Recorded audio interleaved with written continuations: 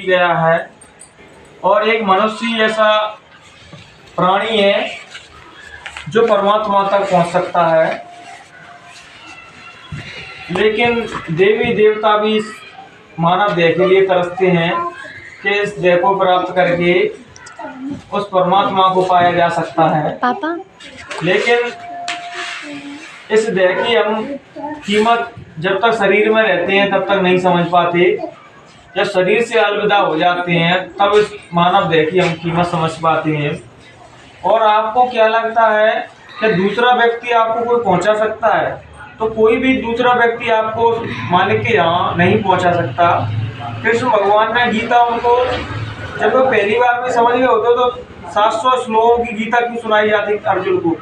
और आपको क्या लगा 700 श्लोकों की गीता सुनने के बाद भी अर्जुन नहीं पहुंच पाए वहां पर? केवल कृष्ण भगवान ने अपने प्रताप से एक बार दर्शन करा दिया, लेकिन उन्होंने प्रयत्न नहीं किया वहां तक जाने के लिए।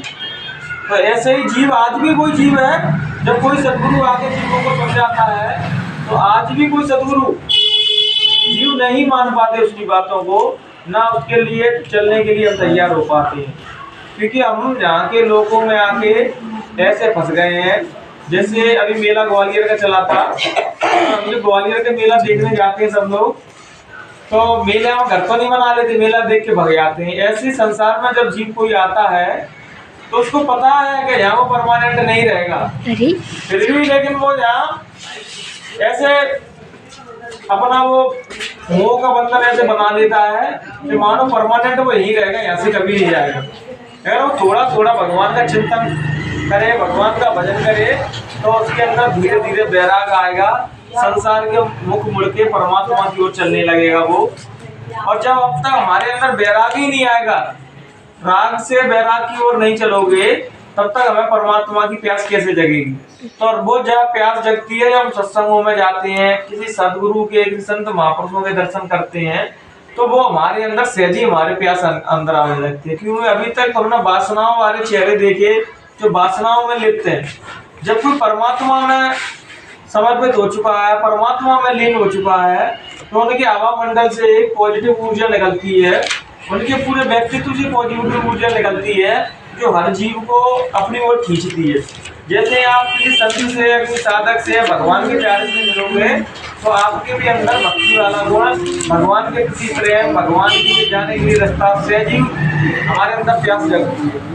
लेकिन जब हम उसका संग ही नहीं करेंगे, बाबा गोस्वामी जी कहते हैं कि संगत से ही दुख आता है और संगत से ही सुख आता है। कहने का भाव है दोस्तों, अच्छे लोगों की संगत करोगे तो हमारे अंदर अच्छाई के गुण आएंगे, और बुरे लोगों की संगत करेंगे तो हमारे अंदर बुराई वाले गुण आएंगे, जो हमें 84 लाख नरकों की ओर हमारे द्वार खोलेंगे। इसलिए संगत का बहुत बड़ा साधकों को ध्यान रखना है। जो भजनानंदी है उनको हर किसी की संगत नहीं करना है, अच्छे लोगों की संग करना है, जिससे हम भी अच्छाई की ओर चले और जो हमारे संग है वो भी हमारे साथ अच्छाई की ओर चले।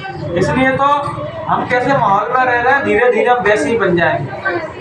वो कहते नहीं कि जैसी पियोगे पानी वैसी होगी वाणी, और जैसा खाओगे अन्न वैसा होगा मन। जैसा आप इस वातावरण में रहोगे धीरे धीरे वैसे ही बनने लगोगे। जब भगवान की ओर चलने लगोगे तो धीरे धीरे सात्विक गुण, भगवान की भक्ति वाले गुण, भगवान की चर्चा सुनना पसंद करेंगे, सत्संग सुनना पसंद करेंगे।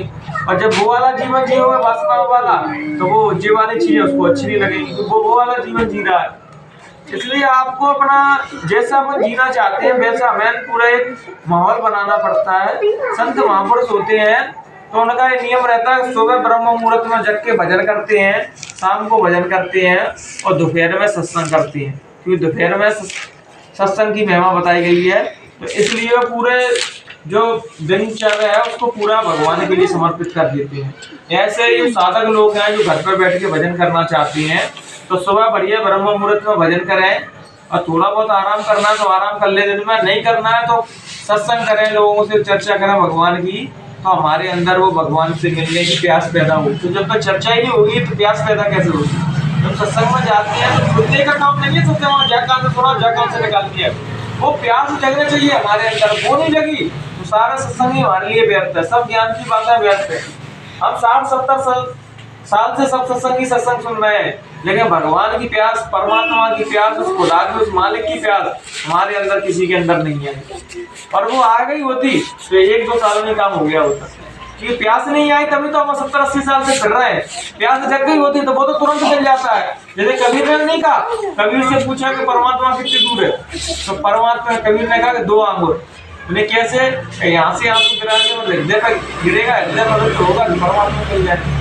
अब हमारे अंदर मलिनता, कलुषता इतनी भरी है कि परमात्मा हमारे सामने बैठा है, आ भी जाएगा तो हम पहचान नहीं पाएंगे, वासनाओं की आंखों ने अंधा कर रखा है। इसलिए तो परमात्मा को देखना है तो प्रेम की दृष्टि अपने अंदर लाइए, भक्ति की दृष्टि लाइए, तब परमात्मा दिखेगा। हम वासनाओं की दृष्टि से देखना चाहेंगे तो भगवान हमें नहीं दिखता है। इसलिए तो संत जो रहते हैं वो सरल स्वभाव के रहते हैं, कि संत हृदय नवनीत समाना।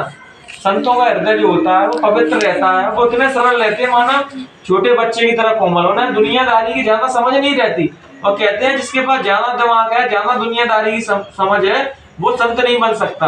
जो ज्यादा सोचा विचारी कर सकता है वो संत नहीं बन सकता।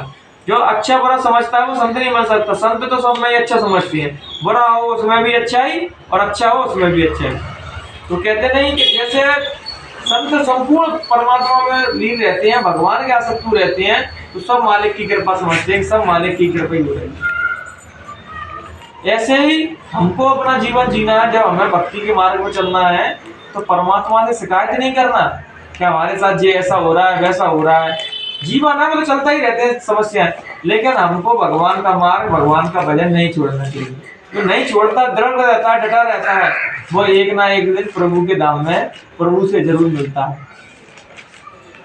और हम जब ऐसे दृढ़ इच्छा के साथ जाते हैं, जैसे कहते नहीं किसी से लड़ाई हो जाती है तो मैं तेरे यहाँ कभी नहीं आऊंगा कहते हैं, तो जैसे ही परमात्मा से भी दृढ़ निश्चय कर लो, चाहे कुछ भी हो जाए मैं तुम्हें नहीं छोड़ूंगा। हम किसी से बैर बांध लेते तो मर जाते हैं, उसकी ना शकल देखते ना उसके पास जाते। ऐसे परमात्मा से रिश्ता जोड़ लो कि मुझे तुम्हारे दर्शन करने के, मुझे तुम्हारे धाम में जाना ही है। तो परमात्मा भी भक्त की बुकाता नहीं, भक्त के लाज रखने के लिए भगवान आ जाते हैं, भक्त के बस में है भगवान। तो किसी ने क्या खूब कहा है कि प्रेम के बंधन में गुरुवर बंध गए, प्रेम के बंधन में गुरुवर बंध गए, प्रेमियों ने जो बनाया बन गए, प्रेमियों ने जो बनाया बन गए, प्रेम के बंधन में गुरुवर बंध गए। गुरु को रिझाने के लिए केवल हमारा प्रेम हो, उनसे निश्चल निष्कपट प्रेम हो, तो वो तुम्हारे बस में है। वैसे तो कायनात की कोई भी शक्ति उनको बांध नहीं सकती, लेकिन प्रेम का ही बंधन एक ऐसा है कि प्रेम की बंधन में ही सदगुरु को, उस मालिक को बांधा जा सकता है। निस्वार्थ मालिक से प्रेम करें, यही आशा करेंगे हम सभी लोगों से, और अपने जीवन में सत्यता को धारण करें। तो जिसके हृदय में सत्यता है उसकी हृदय में प्रभु का वास है।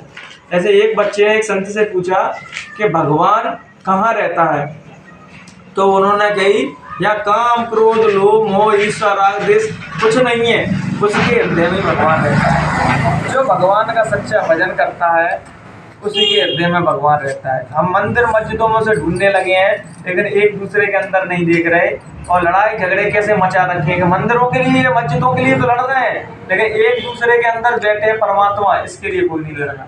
इसलिए अपने भीतर बैठे परमात्मा का दीदार करें, भजन के माध्यम से, ध्यान के माध्यम से, साधना के माध्यम से। जब भी आपको दीदार होंगे इस घट के अंदर ही होंगे। बाहर तो जो हम मंदिर मस्जिदों में जाते हैं, पॉजिटिव जो ऊर्जा होती है वो हमारी प्यास जगाता है परमात्मा के लिए। वहाँ परमात्मा नहीं है, प्यास जगती है। प्यास जगेगी जब भी तुम्हें दीदार होगा, अपने अंदर ही होंगे दीदार। इन्हीं वाणी के साथ हम अपने विचारों को यहीं विराम देंगे। अगर कहने सुनने में हमसे किसी भी प्रकार की त्रुटि रह गई हो तो अपना बेटा, अपना छोटा भाई समझ के माफ कर देना। जय गुरुदेव।